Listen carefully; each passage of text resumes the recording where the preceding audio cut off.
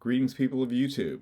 In today's video, we're going to make amends, we're going to name drop another channel, and we're going to talk about Indian classical music. So to get started, I'd like to talk a little bit about Pandit Pran Nath.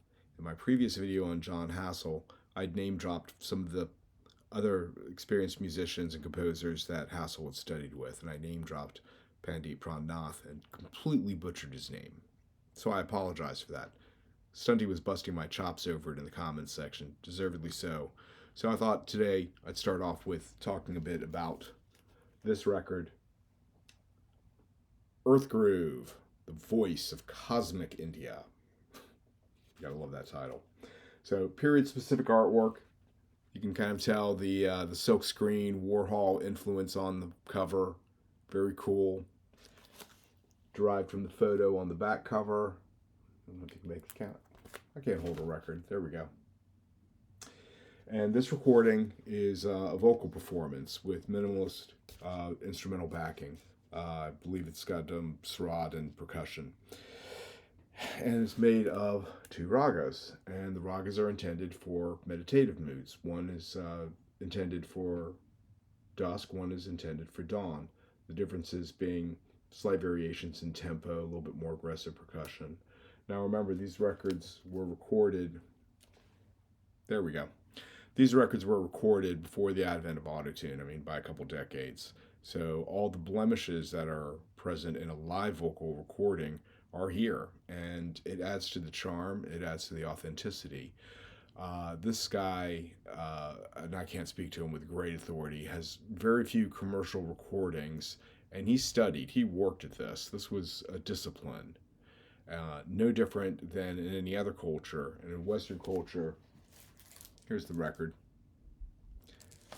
In Western culture, we routinely accept an opera singer can practice, Lieutenant Price, or another opera singer can practice and become dominant in their categories. It's no different than this. Obviously, the music is different, but the work that goes into it isn't. If you want something adjacent, different, same hemisphere, different style of music, you could maybe explore this one. This is a stunty recommendation, Kink Gong, Tibetan Buddhist Trip. This is unsanctioned, smuggled out of China from people who shouldn't have been recording or performing it, and wonderful ruckus percussion and chanting. This one was a Western release on Windham Hill back in the early 80s, mid 80s, of the, I'm going to butcher this name, Godo Monks. And I believe this was recorded during a Western tour, not just of the United States, but perhaps North America. Another cheap record, $10 find. Get this one online for the going price. This one, coming back around one more time, you can get the soft discogs. You can also find this maybe locally for 30 to 50 bucks. I got a $10 discount on this one. The cover's pretty shot. It's not bad. It's not good. So I got a $10 price break on it. And the record itself is in maybe VG minus, a couple ticks, but it's widely entertaining. So I hope that makes up for butchering the name so badly. And I want to carry on and talk a little bit more about Indian music, but first I want to name drop Big Star 1000. I don't know the gentleman. I've had passing exchanges with him in a chat and during live chats, and he seems like a real sweet guy. His videos are just tremendous. Boy, this guy knows something about music, and I find that at least once in his videos he'll show something that I've either just got or I'm in pursuit of or I've had for years. So, there's some bias confirmation going on when I watch his videos. So I was going to talk a little bit more about Indian classical music when I found that Big Star 1000 had made a video some time ago called Inspiration Information Number 5. And I'll put the links below when I post this video. And he spoke to the same things I'm going to show. I didn't realize this, but I was going through his back catalog and found this video and realized that I was just about to make the same video. His is probably better, but we're going to proceed.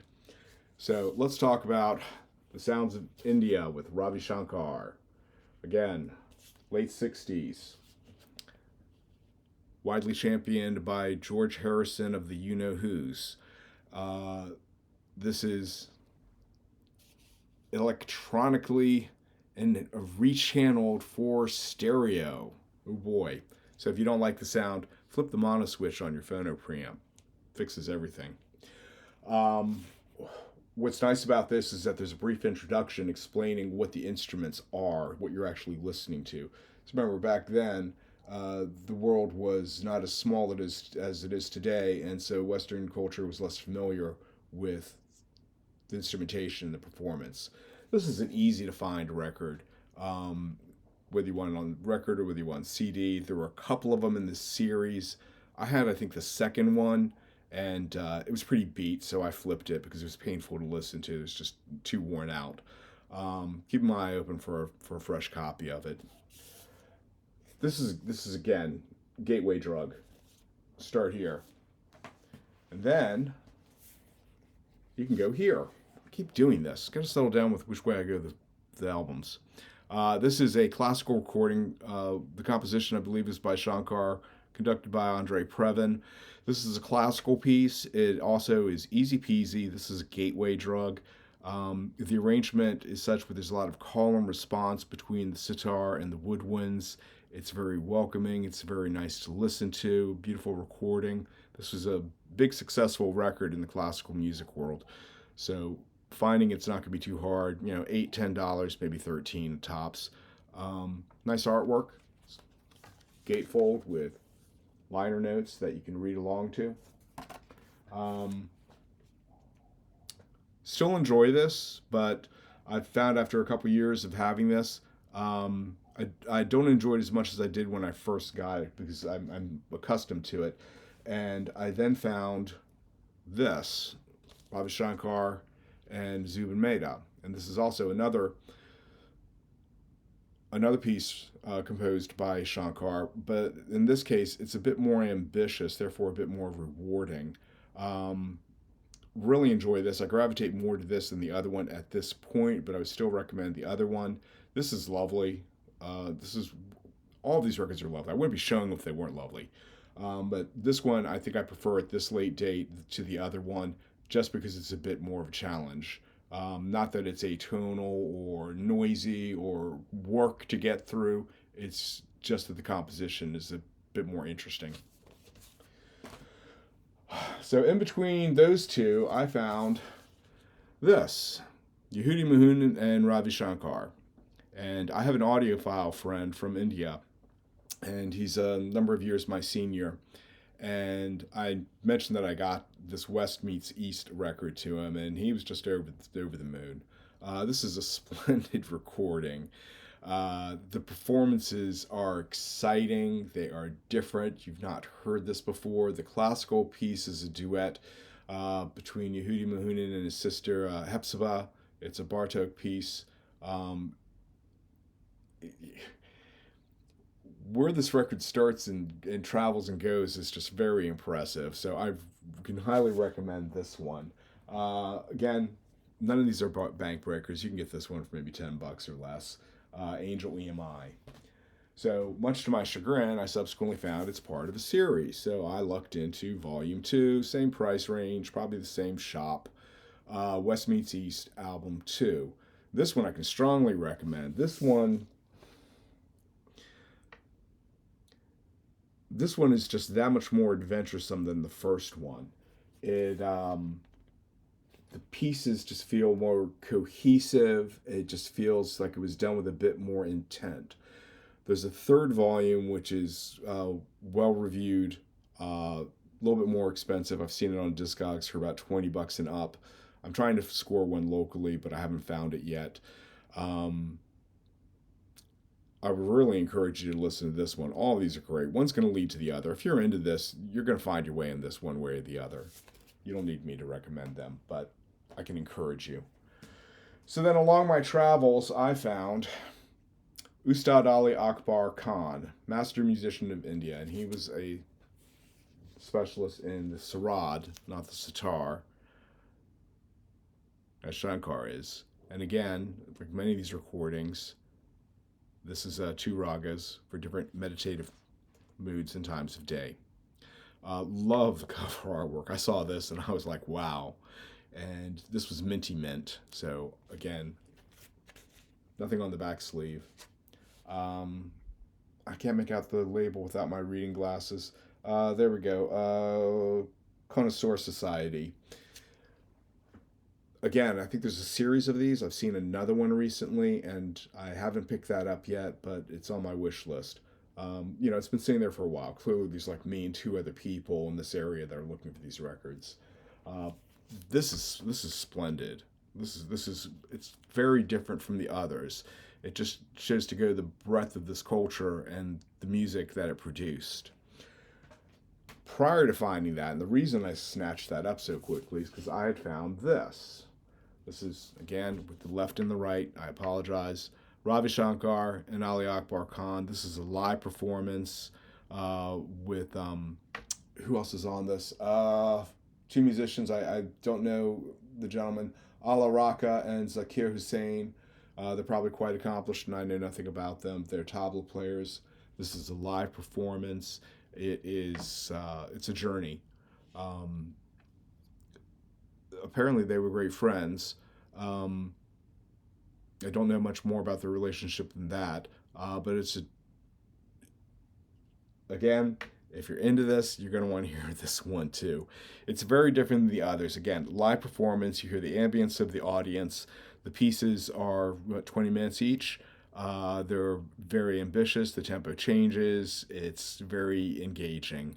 I don't find this particularly meditative. I want to listen to this actively. So recommend that one.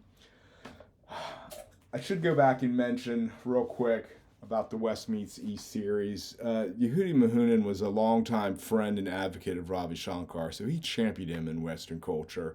And I don't know whether he advanced any of his business interests or his label signing or contracts, but he was most definitely an advocate from their long established friendship.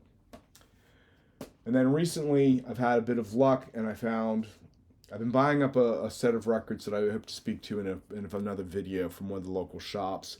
And while I was conducting this deal, I found a mint copy of this Deutsche Grammophon release of Ravi Shankar's sitar. And again, Big Star 1000 speaks to this a little bit better than I do, but I'm going to show it anyway. And what's special about this record, this is his homage to Mahatma Gandhi. And the little bit of reading I've done on this was an improvised piece that he composed on the spot during a live radio broadcast following the passing of Gandhi. And it took some years before it found its way into recorded form. The GG pressings, they're good. You're not going to complain. Mint copy, I think I paid $8 for this. And then just this past week, I stopped at another shop to say hi. And I found that I came home with this. 6 ragas, Ravi Shankar, again, 1968, period-specific artwork on Capitol. I've just listened to it today for the first time. I very much enjoyed it. It is more in line with the record I showed from Ali Akbar Khan. It's not. I don't think this is a live recording. I think this is a studio live recording. But the tempo and the intonation is much more up. It's moving along. It's doing its thing. So I've enjoyed this. I've only played it once in the background, but I had to turn it off in order to concentrate on making this video. So now let's jump forward a couple decades, and let's talk about something a little more contemporary. So in the late 90s, Sounds of the Asian Underground was a thing, and there had been a television commercial from, I think it was Panasonic, and they had come out with a CD read writer, and I was very excited about this technology, and I very much wanted to have one. So I could hook it up between my hardware instruments and my Macintosh computer at the time. And also, burn CDs for the cars, and it was the modern mixtape. So there was this wonderful commercial from Panasonic, and they were playing a track that I Googled the hell out of, and it was on a CD called Sounds of the Asian Underground. and it was a compilation from Talvin Singh. So this prompt led me to find OK from Talvin Singh. Now back in '98, I got this on compact disc. And a couple years ago, I lucked into this minty mint copy at a local shop. The same shop I bought that Ravi Shankar LP that I just flashed. So OK is heavily influenced by the electronica scene. There's drum and bass overtones throughout the recording, intermixed with Indian classical percussion. Talvin Singh is a percussionist. He's a tabla player. This has got a feel to it. There's some wonderful tracks on it. Butterfly is just tremendous. What's his name? Vakir the Vampire. What was his name? What was the name of the track? Vikram the Vampire. Anyway, lovely record.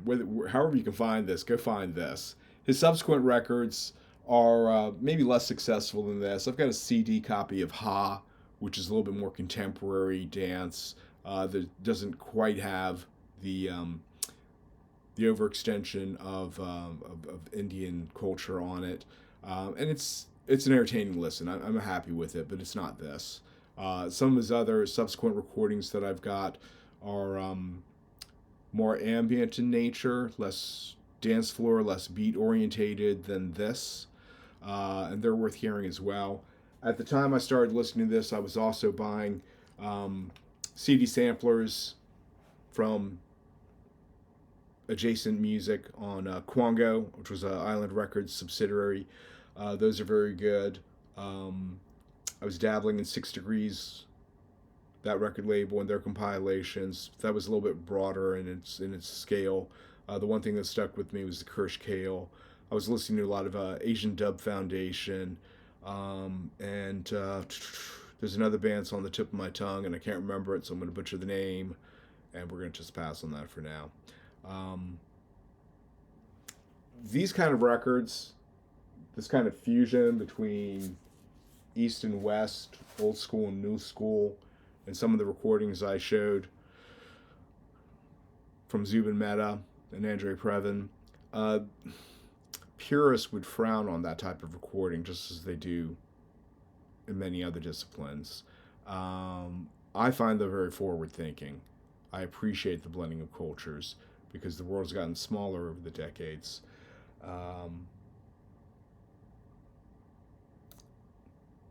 If you want to be strict about your discipline and only listen to purist music, there's plenty in that sampling that'll satisfy you. If you want to hear something a little braver, there's plenty in that sampling that'll satisfy you. I hope I did justice to the video that Fred Big Star 1000 had already made. I wasn't going to change my plans because I'd already pulled all these records. So there's more to come. Hope you're keeping well. My name's John. Be seeing you.